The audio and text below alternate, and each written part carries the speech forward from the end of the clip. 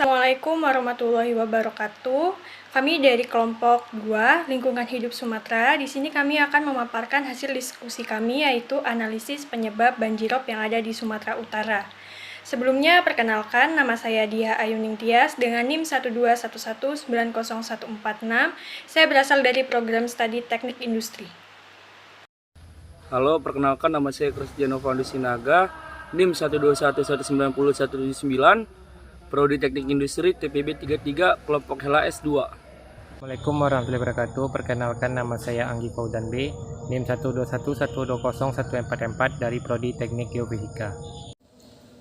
Perkenalkan, nama saya Raffi Guswa Pratama, NIM 121190136.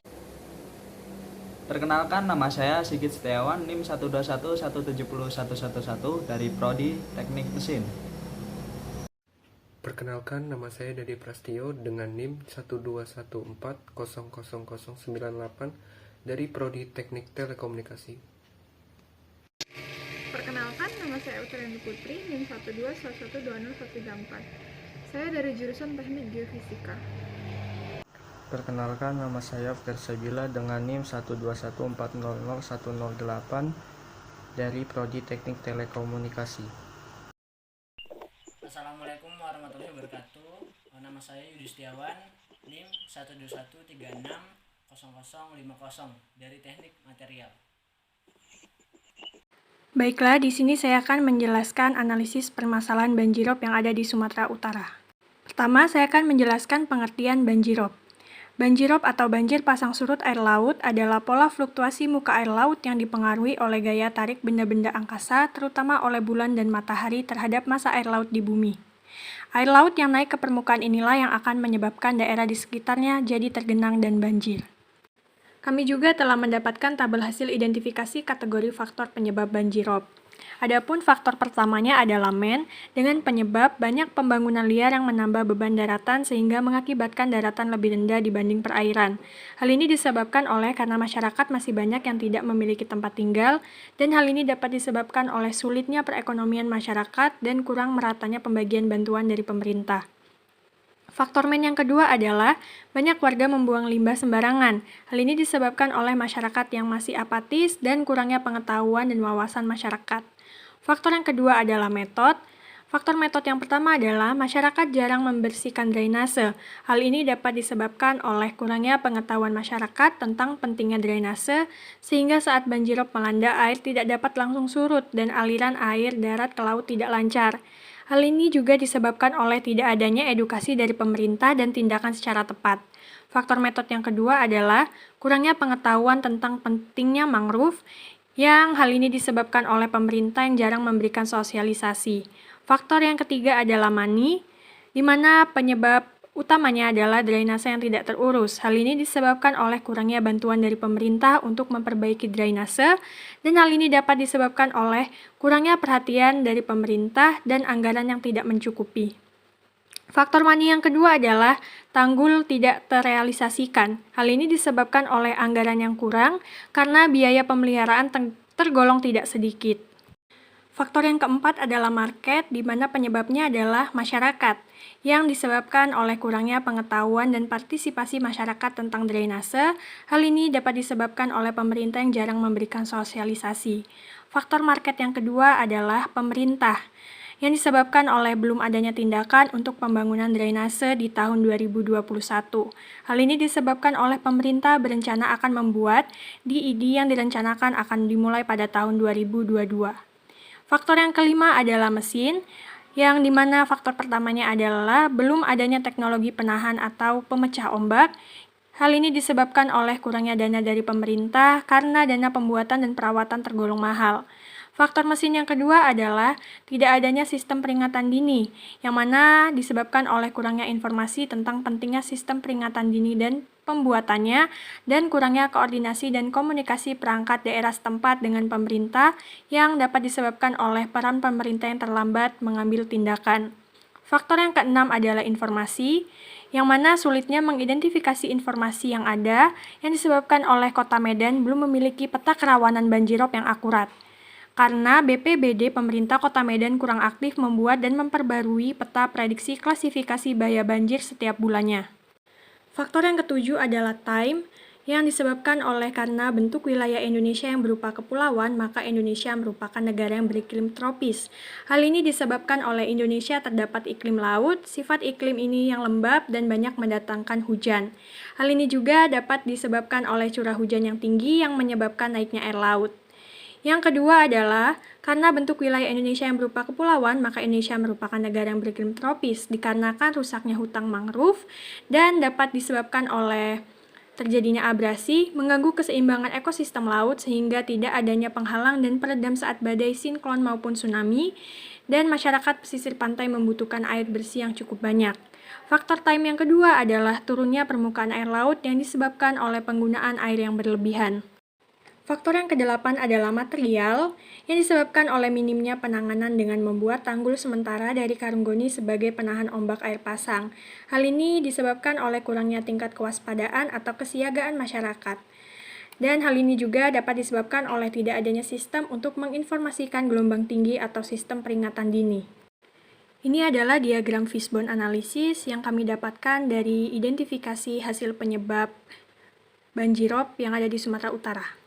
Berdasarkan diagram fishbone tadi, kami telah mendapatkan identifikasi faktor potensial, yaitu yang pertama, kurangnya pengetahuan dan wawasan masyarakat yang terdapat pada tulang M1.2.1.1, yang kedua, tidak adanya edukasi dari pemerintah dan tindakan secara tepat yang terdapat pada tulang M2.1.1.1, yang ketiga, kurangnya perhatian dari pemerintah yang terdapat pada tulang M3.1.1.1, yang keempat, pemerintah jarang memberikan sosialisasi yang terdapat pada tulang M4.1.1.1, yang kelima, BPBD pemerintah Kota Medan kurang aktif membuat dan memperbarui peta prediksi klasifikasi bahaya banjir setiap bulannya yang terdapat pada tulang M6.1.1.1, yang keenam, curah hujan yang tinggi menyebabkan naiknya air laut yang terdapat pada tulang M7.1.1.1, yang terakhir adalah tidak adanya sistem untuk menginformasikan gelombang tinggi atau sistem peringatan dini yang terdapat pada tulang M8.1.1.1. Dari faktor potensial tadi, kami analisis lagi menggunakan analisis SWOT, yaitu dengan tabel matrik analisis SWOT, yang dimana terdapat faktor internal dan eksternal. Nah, faktor internalnya ada faktor strength, kekuatan, dan weakness, kelemahan. Faktor strength, kekuatan terdiri dari yang pertama, mencanangkan gerakan sejuta biopori atau penanaman vetiver atau tanaman pencegah longsor, dan penataan model tanaman penghijauan. Yang kedua, pembuatan bendungan laut yang disertai tidal gate atau pintu air. Yang ketiga, pembangunan kota berkonsep waterfront city. Yang keempat, pemerintah dapat membuat polder atau kolam untuk menampung aerob. Yang kelima, dapat dijadikan sebagai bahan pembelajaran secara nyata bagaimana banjirop bisa terjadi dan cara penanggulangannya. Faktor weakness terdiri dari yang pertama, permukaan tanah lama-kelamaan semakin menurun. Yang kedua, berkurangnya hutan lindung yaitu hutan mangrove. Yang ketiga, rusaknya keseimbangan ekosistem lingkungan di sekitar daerah pesisir. Yang keempat, infrastruktur untuk bencana tidak memadai seperti drainase yang kurang memadai. Yang kelima, kurangnya kesadaran masyarakat dalam menjaga lingkungan. Kemudian adalah faktor eksternal yang terdiri dari opportunity atau peluang dan threats atau ancaman. Opportunity atau peluang terdiri dari yang pertama, adanya inovasi teknologi yang canggih. Yang kedua, terdapat arahan kepada masyarakat dari pemerintah. Yang ketiga, kawasan pesisir memiliki potensi objek wisata. Yang keempat, dari segi sektor pertanian juga mempunyai potensi yang strategis bagi pembangunan di kawasan pantai timur Sumatera Utara, karena tanahnya subur dan cocok untuk komoditas tanaman pangan, hortikultur, dan tanaman perkebunan. Yang kelima, masyarakat bisa membangun unit usaha bersama seperti koperasi berbasis lingkungan. Faktor threats atau ancaman terdiri dari kerugian materi, kerusakan sarana dan prasarana, yang ketiga lingkungan menjadi kotor dan kumuh, yang keempat dapat memicu adanya wabah penyakit menular, yang kelima terganggunya sistem transportasi, yang keenam kekurangan air bersih, yang ketujuh mendorong adanya korban jiwa. Dari faktor internal dan eksternal tadi, kami dapatkan strategi SO, strategi WO, strategi ST, dan strategi WT. Yang pertama adalah strategi SO.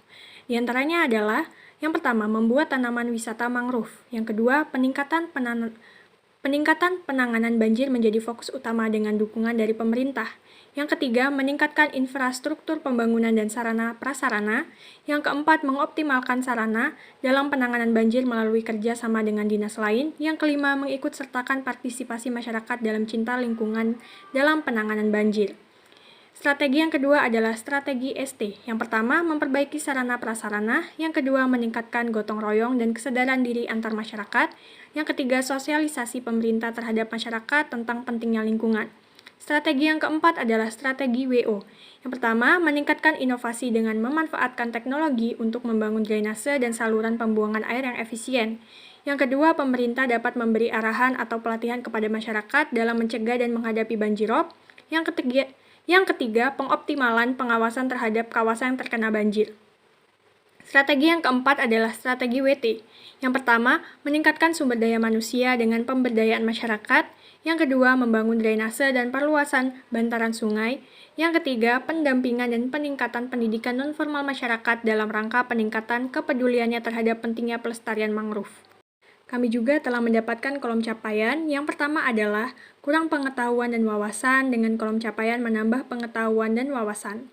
Yang kedua, jarang sosialisasi dan edukasi pemerintah, dengan kolom capaian sosialisasi dan edukasi tiap bulan atau tahun. Yang ketiga, kurangnya perhatian dari pemerintah, dengan kolom capaian pengoptimalan penanganan banjir dengan pelayanan publik dengan dukungan pemerintah. Yang keempat, pemerintah jarang memberikan sosialisasi, dengan kolom capaian sosialisasi dari pihak BPBD kepada masyarakat akan pentingnya lingkungan. Yang kelima, BPBD pemerintah kurang aktif membuat dan memperbarui peta prediksi, dengan kolom capaian BPBD pemerintah Kota Medan harus aktif membuat dan memperbarui peta prediksi klasifikasi bahaya banjir setiap bulannya. Yang keenam adalah curah hujan yang tinggi menyebabkan naiknya air laut, dengan kolom capaian BMKG menyiapkan informasi perakiraan hujan untuk 10 hari ke depan agar dapat mengatur muka air waduk sehingga tersedia tampungan air untuk pengendalian banjir. Yang terakhir adalah tidak ada sistem peringatan dini, dengan kolom capaian pemasangan alat pendeteksi gelombang laut atau Indonesian Coastal Inundation Forecasting System atau INA-SIFS.